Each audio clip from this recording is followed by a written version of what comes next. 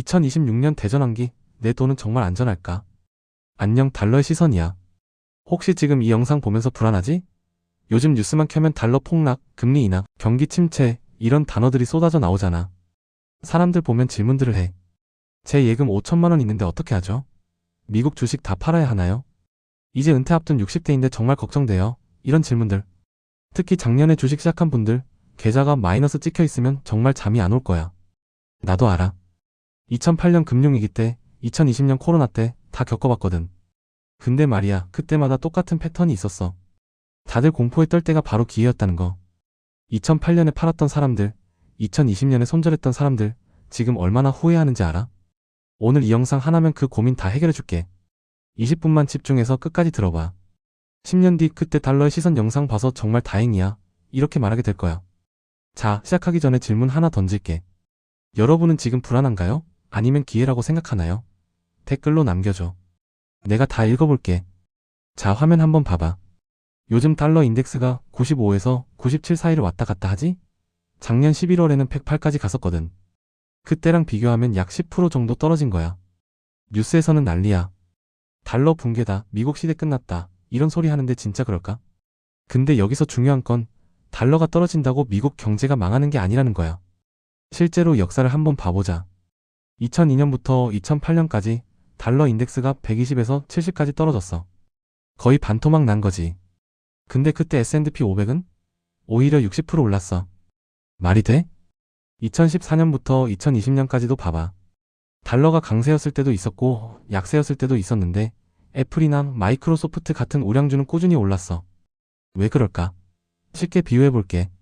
너희 동네에 엄청 장사 잘 되는 1등 맛집이 있어. 손님은 항상 줄 서 있고 맛도 최고야. 하루에 1천만 원씩 버는 집이야.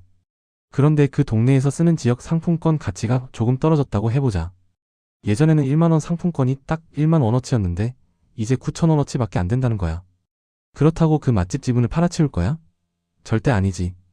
결국 중요한 건 상품권이 아니라 그 맛집, 즉 돈 잘 버는 우량 기업이 얼마나 튼튼하냐는 거야. 실제로 2026년 1분기 실적을 보면 애플은 전년 대비 매출 4% 성장했고 마이크로소프트는 클라우드 부문이 20% 성장했어. 구글은 AI 광고 혁신으로 12% 성장했고.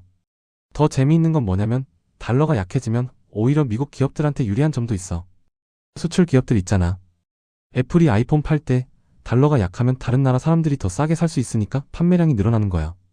달러가 약해졌다고? 이 기업들은 여전히 돈 잘 벌고 있어. 자, 이제 금리 얘기해보자.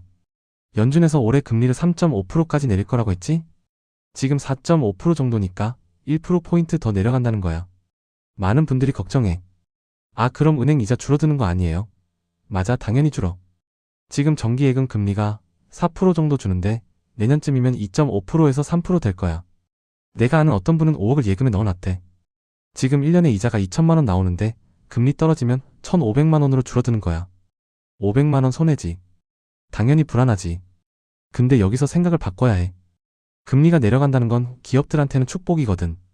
예를 들어볼게. 네가 카페를 운영하는데 은행에서 돈을 빌려서 2호점을 내려고 해. 금리가 7%면 어떻게 돼? 1억 빌리면 1년에 이자만 700만 원이야. 너무 부담되니까 포기하겠지? 근데 금리가 3%로 떨어지면 1년 이자가 300만 원이야. 완전 다르지? 당장 대출받아서 2호점, 3호점 확장할 거야.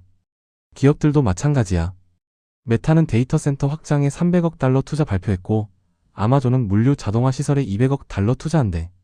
테슬라는 새로운 기가 팩토리 건설 계획을 가속화하고 있고 실제로 2024년 금리가 높았을 때는 기업들이 투자를 미뤘어. 빚내기 부담스러우니까. 근데 이제 금리가 낮아지니까 다들 투자 계획을 꺼내드는 거야. 금리가 낮아지면 기업들이 투자를 늘리고 그러면 매출이 오르고 결국 주가가 오르는 거야. 그리고 하나 더. 금리가 내려가면 부동산 시장도 살아나. 주택담보대출 금리가 낮아지니까 집 사는 사람들이 늘어나고 그러면 건설주도 오르고 가구 파는 회사도 좋아지고 다 연결돼 있어. 그래서 이제는 은행에 잠자고 있는 돈을 깨워서 열심히 일하는 똑똑한 기업들한테 옮겨야 할 타이밍이야. 정리하면 이거야. 첫 번째, 달러 약세라고 해도 미국 우량주는 여전히 강하다. 두 번째, 금리 인하는 기업 성장의 기회다. 세 번째, 예금만 믿으면 실질 구매력이 감소한다. 인플레이션을 고려해야 한다는 거지. 실제로 계산해볼게. 내가 지금 1억 원을 예금에 넣어뒀어. 금리 3% 받으면 1년 뒤 300만 원 이자 받지. 세금 떼면 240만 원 정도야. 근데 물가 상승률이 2.5%라면 1억 원의 실질 가치는 97만 5천이 되는 거야. 그러면 이자 240만 원 받아봤자 실제로는 240만 원에서 250만 원을 뺀 거니까 거의 본전이거나 오히려 손해야. 반면 S&P 500은 지난 30년간 연평균 10% 수익률을 냈어. 물론 변동성은 있지만 장기적으로 보면 예금보다 훨씬 낫다는 거지. 10년 계산해볼까? 1억을 예금에 넣으면 10년 뒤후 약 1억 3,400만 원이 돼. 근데 S&P 500에 넣으면 약 2억 6천만 원이야. 거의 2배 차이지. 물론 주식은 떨어질 수도 있어. 중간에 마이너스 30% 찍을 때도 있지. 근데 그걸 참고 버티면 결국 이긴다는 거야. 그래서 오늘 내가 알려줄 전략이 중요한 거야. 10분만 더 집중해봐. 그럼 어떤 기업에 내 소중한 돈을 맡겨야 할까? 우리 나이대엔 무조건 안 망할 놈, 독점력 있는 놈을 골라야 해. 자, 첫 번째 황금 일꾼은 엔비디아야. 또 엔비디아? 이거 너무 많이 올라서 이제 늦은 거 아니에요? 이런 질문 진짜 많이 하던데. 아니야. 이제 시작이야. 왜냐고? 2026년 들어서 젠슨 황 CEO가 뭐라고 했는지 알아? 피지컬 AI, 즉 물리적 AI의 시대가 왔다고 했어. 무슨 말이냐면 예전 엔비디아는 게임 그래픽 카드 만들고 데이터 센터 AI 칩 만들었잖아. 챗GPT 돌리는 서버에 들어가는 그런 칩들. 근데 지금 엔비디아는 로봇의 뇌, 자율주행차, 스마트 팩토리의 핵심이 됐다는 거야. 구체적인 예시 들어볼게. 첫 번째 테슬라 옵티머스 로봇. 2026년 말부터 공장에 투입될 예정이야. 이 로봇은 엔비디아 칩으로 실시간 학습하고 작업을 수행해. 사람이 하던 일을 대신하는 거지. 시장 규모가 2030년까지 200억 달러로 예상되고 있어. 두 번째 아마존 물류 로봇. 창고에서 물건 분류하고 포장하는 로봇인데 엔비디아 제천 칩이 탑재돼 있어. 인건비를 70% 절감할 수 있대. 아마존이 전 세계의 물류센터가 몇 개인지 알아? 수백 개야. 다 로봇으로 바뀌는 거지. 세 번째 병원 수술 로봇. 정밀 수술을 보조하는 로봇에는 AI 칩이 필수야. 의사 손 떨림 보정하고 최적의 수술 경로 찾아주고. 의료 로봇 시장은 지금 연평균 20%씩 성장하고 있어. 네 번째 자율주행. 테슬라만 아니야. 현대, 도요타, GM 다 엔비디아 칩 쓰고 있어. 자동차 한 대에 칩이 몇 개 들어가는지 알아? 수십 개야. 다섯 번째 농업 로봇. 요즘 농사도 로봇이 지어. 잡초 구분해서 제초제 뿌리고 익은 과일만 골라서 따고.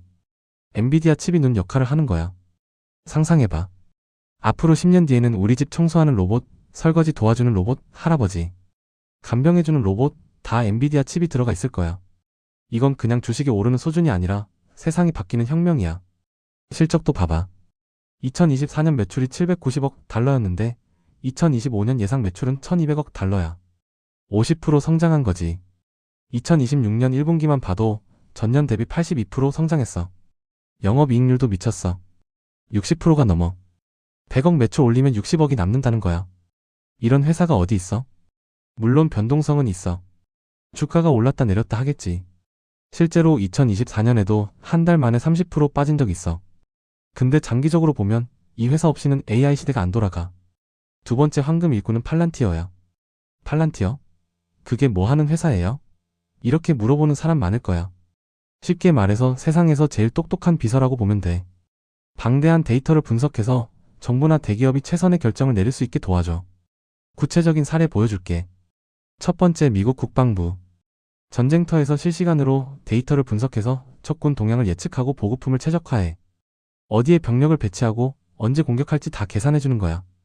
계약 규모가 연간 10억 달러 이상이야. 두 번째 제약회사. 화이저 같은 회사들이 신약 개발 과정에서 임상시험 데이터를 분석할 때 팔란티어를 써. 환자 몇만 명 데이터를 분석해서 어떤 약이 효과 있는지 찾아내는 거지. 개발 기간을 30% 단축하고 비용을 수억 달러 절감한대. 세 번째 금융기관. JP모건 같은 은행들이 사기 거래를 탐지하고 리스크를 관리할 때 팔란티어를 대규모로 도입하고 있어. 하루에 수백만 건 거래가 일어나는데 그 중에서 이상한 거래를 0.1초 만에 찾아내. 네 번째 에너지 회사. BP 같은 석유 회사들이 유전 데이터 분석할 때 써. 어디를 파야 석유가 나올지 예측하는 거야. 한번 잘못 파면 수천억 날아가거든. 다섯 번째 제조업. 보잉 같은 회사들이 공급망 관리할 때 써. 부품이 수만 개인데 어느 부품이 언제 도착하고 어느 공장에서 조립할지 다 최적화해주는 거야. 최근 실적 봐봐. 2025년 4분기 매출이 7억 2천만 달러였어. 전년 대비 36% 성장했고 정부 부문은 40%, 민간 부문은 70% 성장했어. 여기서 민간 부문이 핵심이야. 왜 민간 부문이 중요하냐고? 정부는 예산 제약이 있지만 민간 기업들은 돈 되면 무한정 쓰거든. 실제로 팔란티어 민간 고객이 2023년에 280개였는데 2025년에 600개 넘게 늘어났어. 2년 만에 2배 넘게 늘어난 거지. 그리고 한 번 쓰기 시작하면 못 끊어. 왜? 회사 전체 시스템이 다 연결돼 있거든. 마치 아이폰 쓰다가 안드로이드로 바꾸기 어려운 것처럼. 주가도 봐봐. 2023년에 주당 7달러였는데 2024년에 25달러, 2025년 말에 80달러, 2026년 현재는 주당 90달러 근처야. 너무 올랐는데 지금 사도 될까요? 이런 질문 할 텐데. 내 생각은 이래. 물론 단기적으로 조정이 올 수 있어. 한 달에 20%, 30% 빠질 수도 있지. 근데 5년, 10년 보고 간다면 이 회사는 필수 인프라야. 마치 2000년대 초반 구글이나 아마존 같은 거지. 그때도 사람들이 너무 비싸다고 했는데 지금 보면 어때? 100배, 200배 올랐잖아. 실제로 2005년에 구글 주식이 주당 200달러였을 때 다들 비싸다고 안 샀어. 지금 구글이 얼마인지 알아? 주식 분할 감안하면 수천 프로 올랐어. 우리 같은 투자자들은 이런 필수 기술 가진 회사에 묻어둬야 밤에 잠 편하게 잘 수 있어. 자, 이제 제일 중요한 부분이야. 어떻게 나눠 담느냐. 아무리 맛있는 음식도 한꺼번에 먹으면 체하잖아? 투자도 똑같아. 분산이 답이야. 내가 추천하는 442 전략, 이거 꼭 메모해. 첫 번째 성장주 40%. 이게 공격수야. 엔비디아, 팔란티어, 마이크로소프트, 테슬라 같은 종목이지. 목표는 10년 뒤 자산을 3배에서 5배 불리는 거야. 변동성 있어도 참고 기다려야 해. 구체적 배분 예시를 들어볼게. 1억 원을 투자한다고 치면 엔비디아에 1000만원, 팔란티어에 500만원, 마이크로소프트에 1000만원, 테슬라에 500만원, 기타 성장주에 1000만원, 이런 식으로 나눠 담는 거야. 왜 이렇게 나누냐고? 엔비디아가 제일 확실하니까 비중을 좀 높게 가져가고 팔란티어는 변동성이 크니까 조금 낮게 가져가는 거지. 리스크 관리야. 두 번째 배당주 40%. 이게 미드필더야. SCHD ETF, 코카콜라, 존슨앤존슨, 프록터앤갬블 같은 종목이야. 목표는 안정적인 현금 흐름을 확보하는 거지. 연배 당률이 3%에서 4% 정도 돼. 구체적 배분 예시는 SCHD ETF에 2,500만원, 개별 배당주에 1,500만원, 이렇게. 왜 배당주가 중요하냐고? 매달 꼬박꼬박 현금이 들어와. 주가가 떨어져도 배당금으로 버틸 수 있어. 심리적 안정감이 커. 실제로 계산해보자.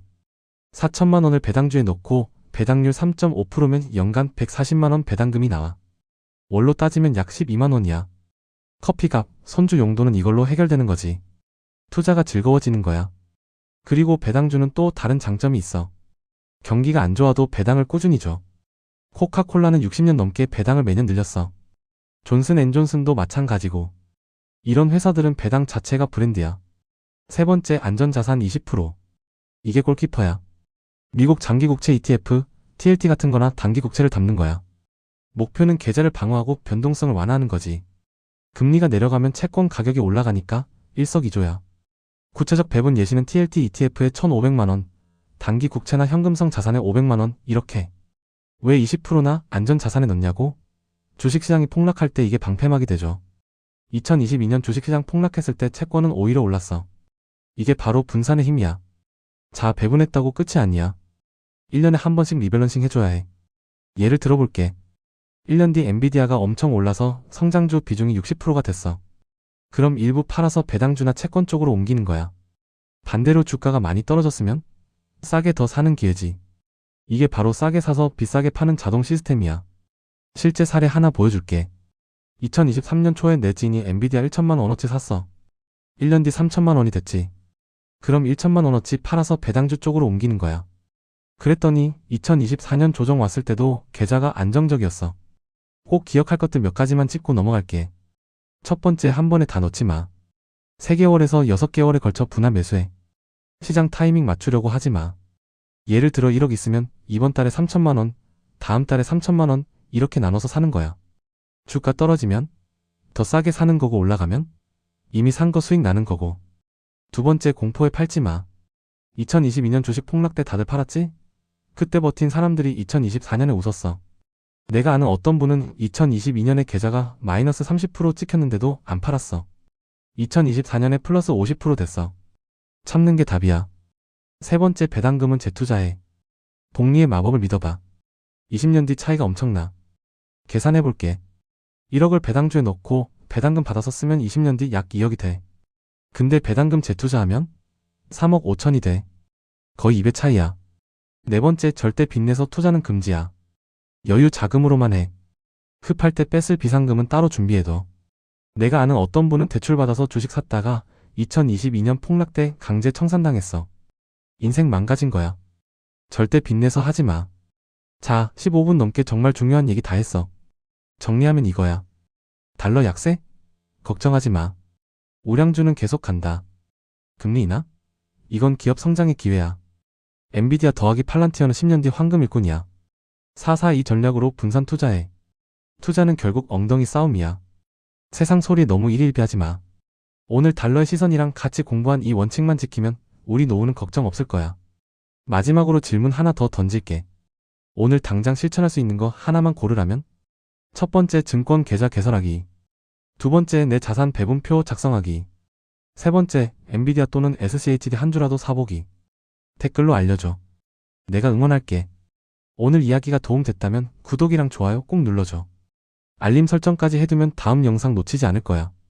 우리 같이 성공 투자하자. 지금까지 달러의 시선이었어. 고마워.